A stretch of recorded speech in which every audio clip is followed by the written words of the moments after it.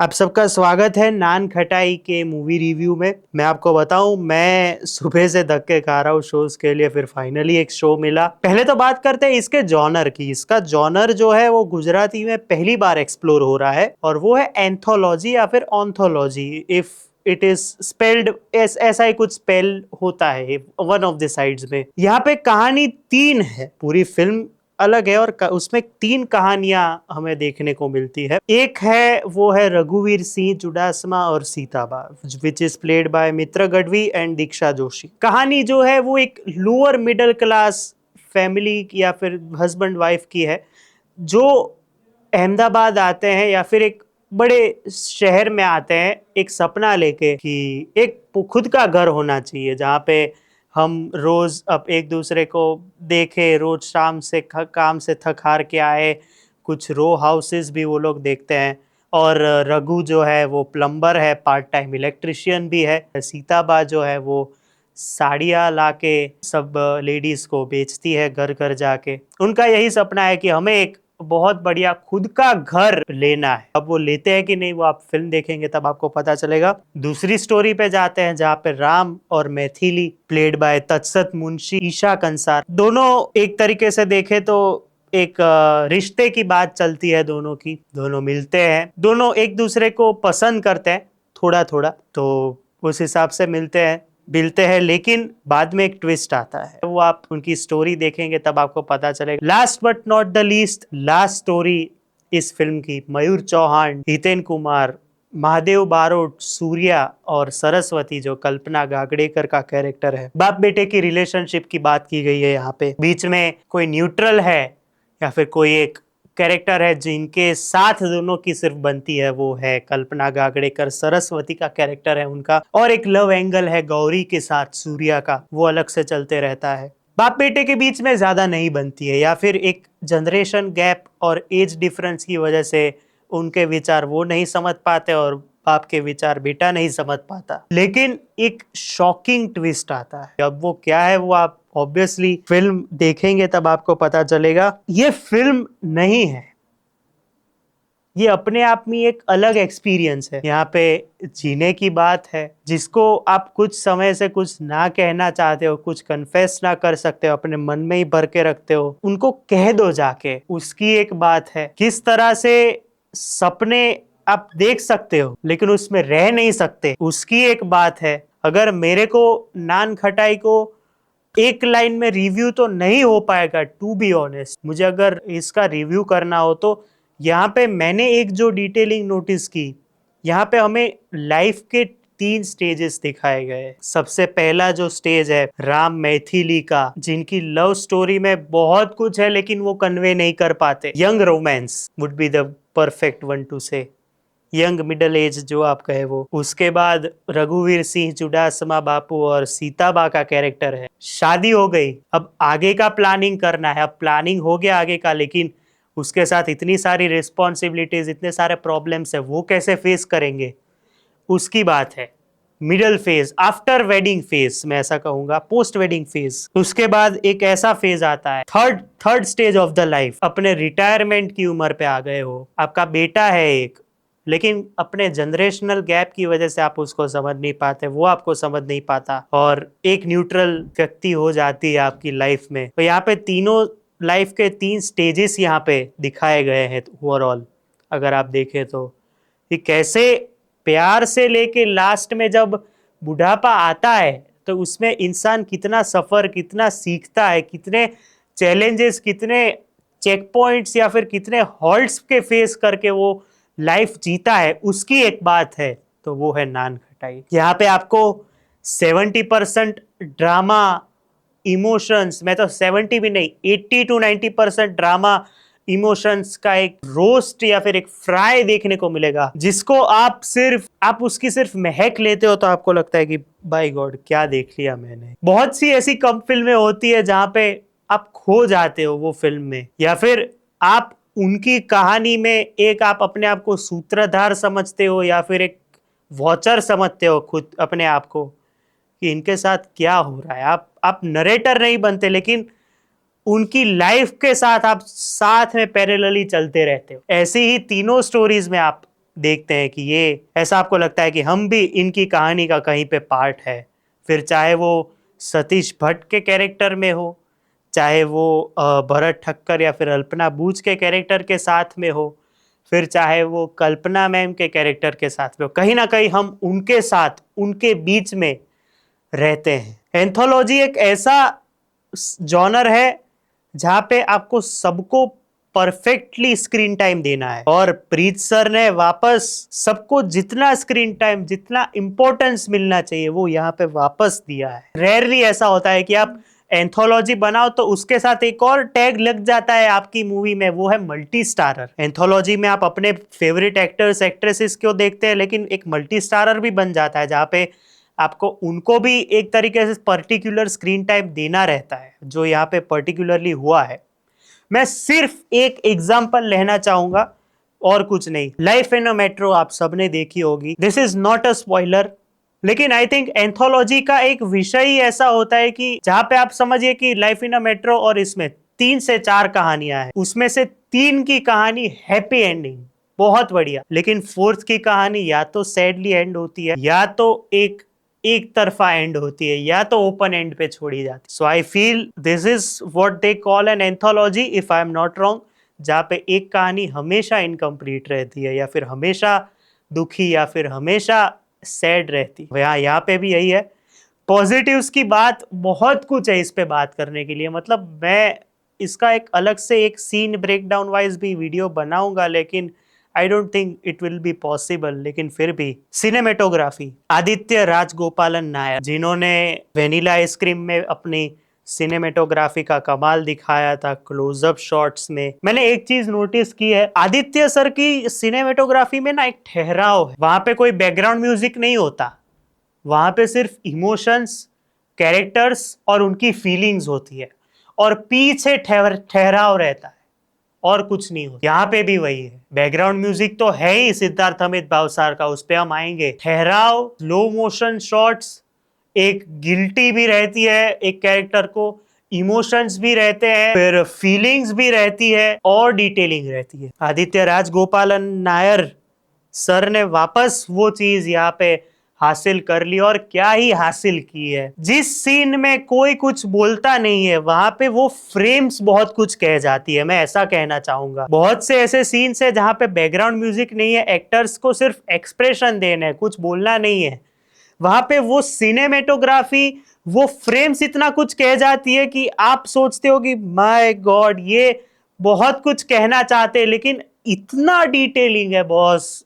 I am very impressed.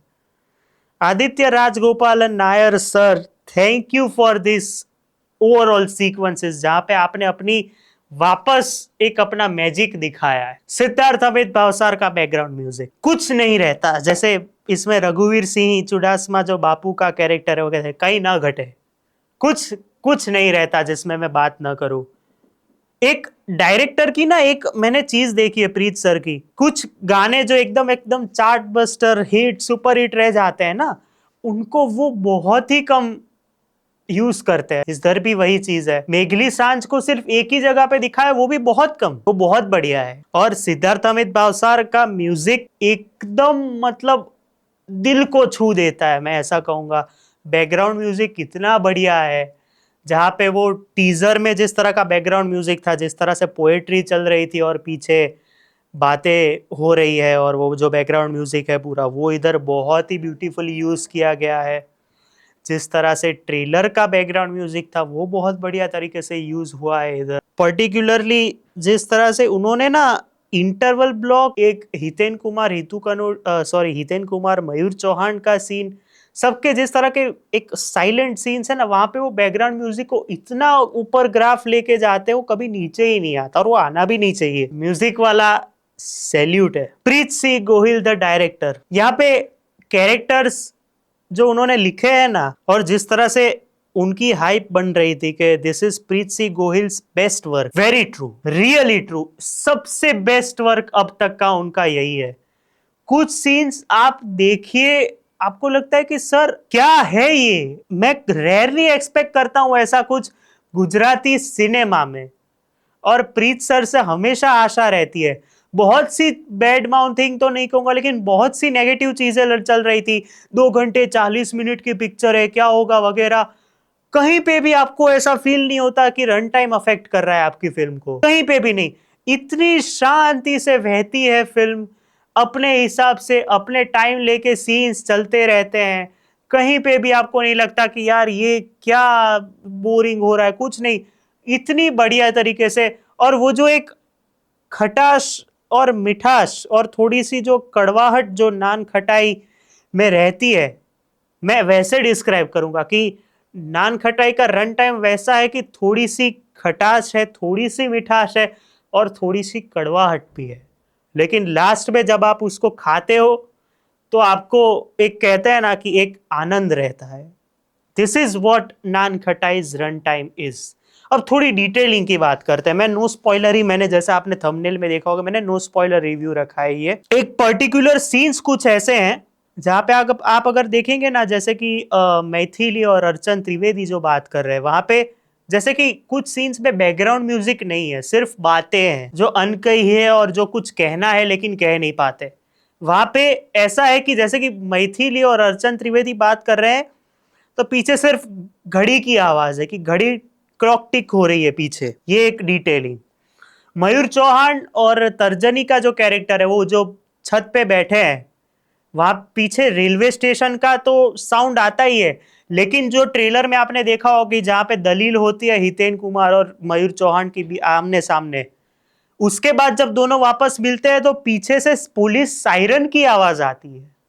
ये एक detailing है। मित्रा गढ़वी और दीक्षा जोशी, उनका ऐसा है कि जब वो लोग अकेले होते हैं, जैसे कि वो एक सीढ़ियों पे बात कर रहे हैं, वहां पे जिस तरह से आपने देखा होगा कि वो सिर्फ बात कर रहे हैं और पीछे कुछ है नहीं, तो उसमें पीछे सिर्फ वो जो रात को एक जो एक इंसेक्ट की आवाज आती है वो तो आती है ही, लेकिन पीछे कुछ कुछ सीन्स में आपको इतना लगता है कि वो थोड़ी सी बिल्डिंग दिखा रहे हैं, थोड़ा सा कुछ किसी का घर दिखा रहे हैं, वो लोग बात कर रहे हैं पीछे।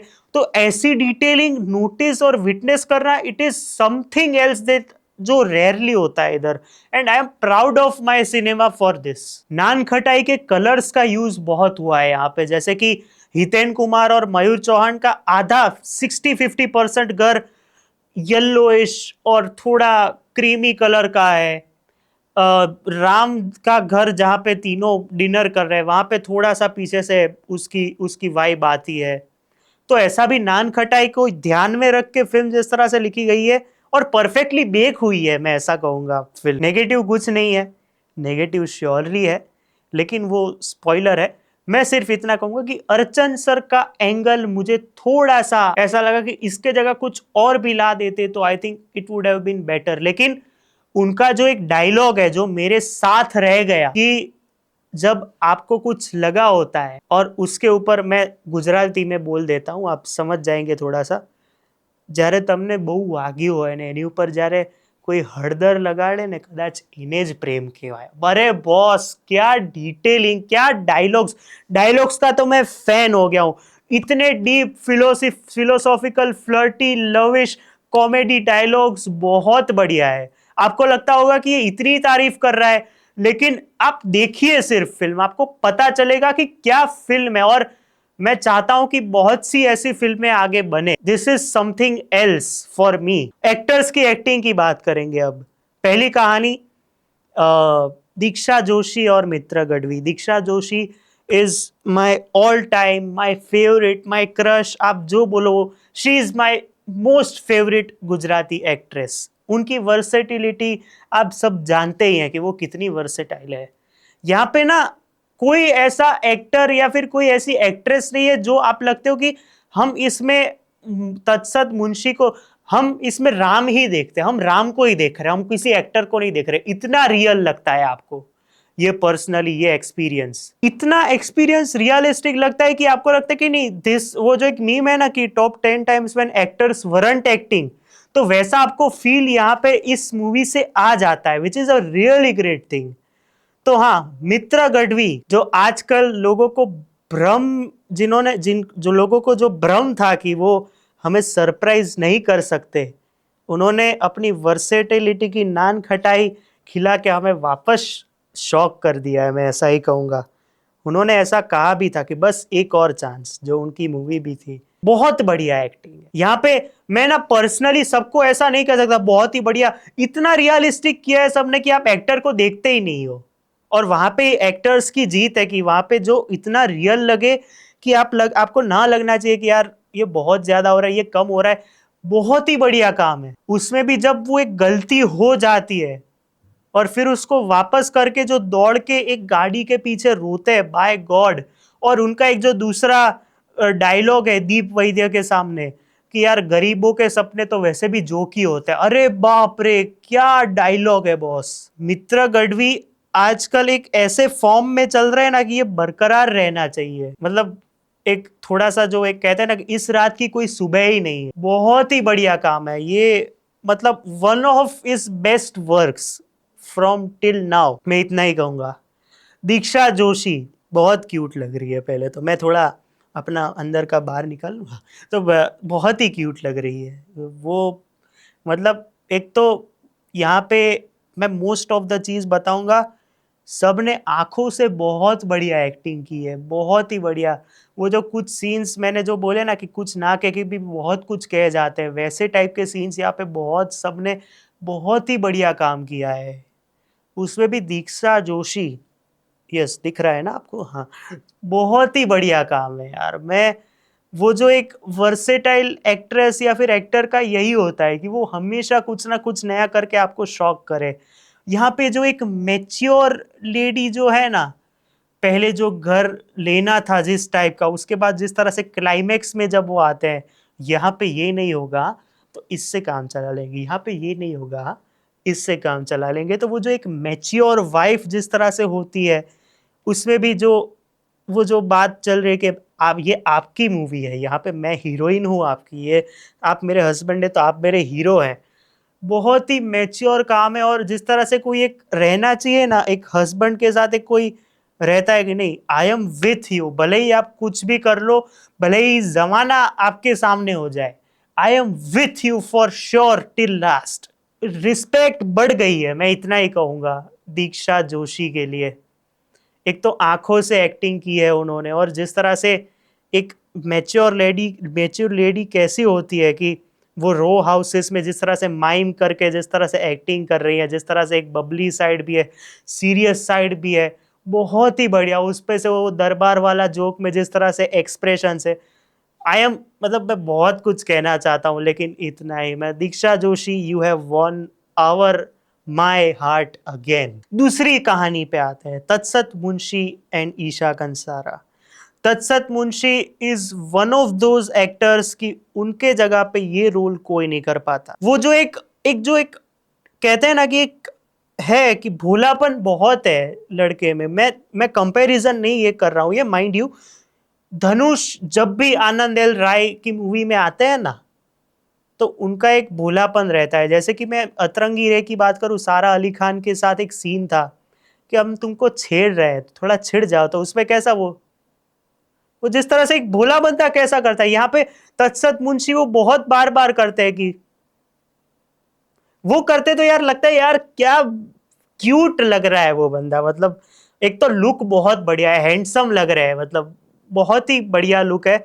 ऊपर से एक इंट्रोवर्ट जो अपनी मम्मी जो कहती है उसके अलावा कुछ नहीं करता, उसके बाद जब मैथिली से मिलता है, फिर उसके अंदर की फीलिंग्स, उसके अंदर की जो कहते हैं ना कि एक जो चिंगारी जो जल गई है उसके अंदर का एक जो कहते हैं ना कि एक जो गुस्सा जो नहीं हो पा रहा है लेकिन मैं ट्राई करते रहूंगा, एक तरीके से स्टॉक करना, एक तरीके से सीक्रेटली फ्लर्ट करना, वो भी थोड़ा थोड़ा, बहुत ही बढ़िया है। तत्सत मुंशी ने बहुत ही बढ़िया इंप्रेस किया। आई एम सॉरी मैंने आपका नाम गलत ले लिया। तत्सत मुंशी ने यहाँ पे बहुत ही बढ़िया तरीके से इंप्रेस किया है। जिस तरह का एंडिंग में वो आपको, बस मैं इतना ही कहूंगा, एंडिंग में जिस तरह से वो करके जाते हैं ना यार, दिल जीत लिया। सामने की side Isha Kansara, once again versatile actress.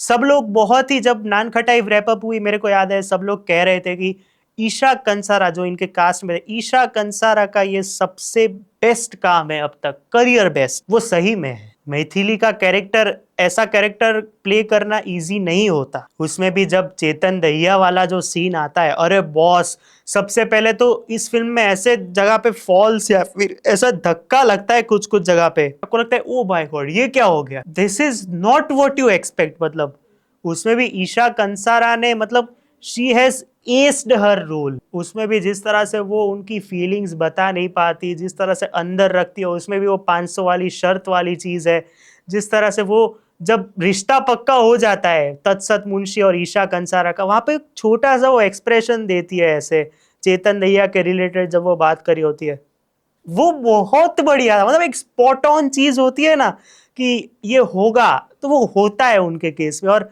Isha Kansara का truly it is her career best performances, आवाज से लेके जिस तरह से इमोशंस दिखाया, उसमें भी जिस तरह से इन्होंने बीच में लंच बॉक्स मूवी को जिस तरह से इनडायरेक्टली ट्रिब्यूट दिया है, वो देखने में बहुत बढ़िया मजा आता है। ईशा कंसारा सैल्यूट है आपको। अब फाइनल, उसके पहले थोड़े हम बात कर लेते हैं। हेमंत त्रिवेदी एक सीन में आते हैं, एज ऑलवेज जो हंसाने वाला काम है, और जिस तरह से एक बापू वाली जो एक छाप छोड़ के जाते हैं वो बहुत बढ़िया है। सतीश भट्ट वंस अगेन दादाजी के रूप में आते हैं, लेकिन एक ट्विस्ट है, वो अपना काम प्रीत भाई की मूवीज में एज ऑलवेज बहुत बढ़िया करते हैं। कल्पना गागड़ेकर सुपर्ब, सुपर्ब, मैं इतना ही कहूंगा। अल्पना बूच, भरत ठक्कर, चेतन दहिया, अर्चन त्रिवेदी सुपर्ब नहीं लेकिन आउटस्टैंडिंग, मैं इतना ही कहूंगा उनके केस में। अब आते हैं मेरी फेवरेट कहानी जिससे मैं अटैच हो गया, कनेक्ट नहीं अटैच हो गया कि यार ये सबसे बेस्ट कहानी है in three of all, Hiten Kumar and Mayur Chauhan. ये जो दो कैरेक्टर्स है ना, इसमें इन दोनों के अलावा कोई फिट ही नहीं बैठता। मयूर चौहान, कोई कोई ऐसा हितेन कुमार के सामने आप किसको इमेजिन करते हो यंग लुक में, कि उनके सामने कोई ऐसा मुफट बेटा जो हमेशा शॉर्ट टेम्पर्ड रहता है और टॉन्ट्स देते रहता है, किसको इमेजिन कर सकते हो आप? मयूर चौहान ने एकदम बढ़िया काम किया है यहाँ पे, और सामने हितेन कुमार ही हो सकते हैं इस रोल में। यहाँ पे एक जो मैंने जैसे बोला ना, एक शॉकिंग मोमेंट्स बहुत है। इंटरवल के बाद एक दाल वाला सीन है, बेटे को पता है कि मेरी अभी भी नहीं बन रही है इनके साथ, बाप को भी पता है कि मैं कैसे अपनी फीलिंग्स बताऊं इसको, और जब वो दाल पीते हैं आप रो नहीं सकते अपने बेटे के साथ, क्योंकि आपकी बन नहीं रही है। जब मैं सिर्फ इतना ही डिस्क्राइब करूंगा कि भले उत्तर दक्षिण जो ऑपोजिट चीजें चल रही है दोनों के मन में, इतना मतलब जैसे ही थोड़ा रोना शुरू होता है और वो अंदर जाते हैं, क्योंकि आप अपने बाप को रोता हुआ नहीं देख सकते। प्रीत सर, वो सीन पर्सनली मेरे हिसाब से हाईलाइट सीक्वेंस है इस मूवी का। मैं रेयरली, आंखों में आंसू भी रेयरली आते हैं मेरे, वो सीन में जिस तरह से इमोशंस बाहर आए हैं, पूरी मूवी एक तरफ और वो सीन एक तरफ, दैट्स इट, मैं इतना ही कहूंगा। मयूर चौहान ने अपना जी जान दिल लगा के जो काम किया है वो काबिल तारीफ है। जिस तरह से उनका गुस्सा, जिस तरह से उनकी फीलिंग्स तर्जनी के लिए, जिस तरह से उनकी जो कहते हैं ना एक सॉफ्ट साइड मम्मी के लिए, उनकी रेसिपीज के लिए, बहुत बढ़िया काम है। और जिस तरह से उनका जो एक पूरा टर्न चेंज, यहाँ पे सबके कैरेक्टर्स का डेवलपमेंट और चेंज बहुत बढ़िया तरीके से दिखाया गया है। उसमें भी मयूर चौहान का जिस तरह से चेंज दिखाया गया है ना बॉस, बहुत बढ़िया है। आई नो रिव्यू बहुत लंबा हो गया, लेकिन ऐसा कुछ मैंने नहीं देखा है आज तक, इसलिए मैं अपनी फीलिंग्स बता रहा हूं बस। मयूर चौहान ने मेरे हिसाब से, for me, Karsan Das version दास सब जाने दो एक साइड है, for me this is Mayur Chauhan career best performance. क्या रेंज दिखाई है उसमें भी सेकेंड हाफ में, तो ओ माय गॉड सर, मैं इससे ज्यादा कुछ नहीं कर पाऊंगा आई थिंक।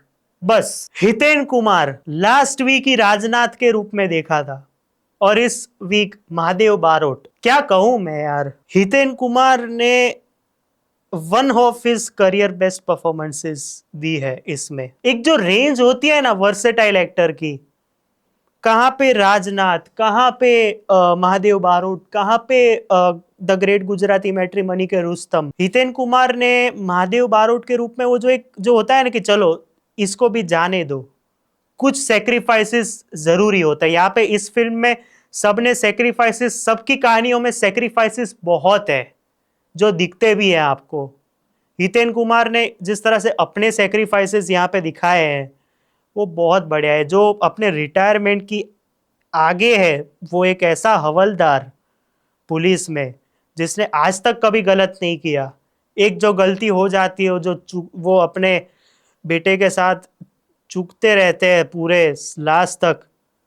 बहुत बढ़िया काम है। और आई थिंक हितेन सर के लिए मैं जितना बोलूं उतना कम होगा। सर ने रुलाया भी बहुत है मूवी में, और उतना ही उनके ऊपर दया खिलवाई है, उतना ही उन एक सीन में, वो दारू वाले सीन में हंसाया भी है। हितेन कुमार एक रेयर जेम है, जेम ऑफ अ पर्सन तो है लेकिन रेयर जेम है इस मूवी के लिए। तो ओवरऑल नान खटाई, जिनके ट्रेलर में उन्होंने बोला था a story that speaks from your heart for your heart, perfectly चीज है, परफेक्ट चीज है। और हिते सबका काम यहाँ पे सबने एक्सप्रेसिव एक्सप्रेशंस बहुत बढ़िया दिए हैं, जो मुझे देख के पर्सनली बहुत अच्छा लगा। 80-90% इमोशनल ड्रामा मूवी है, आपके स्लाइस ऑफ लाइफ को परफेक्टली फिट बैठती है ये फिल्म।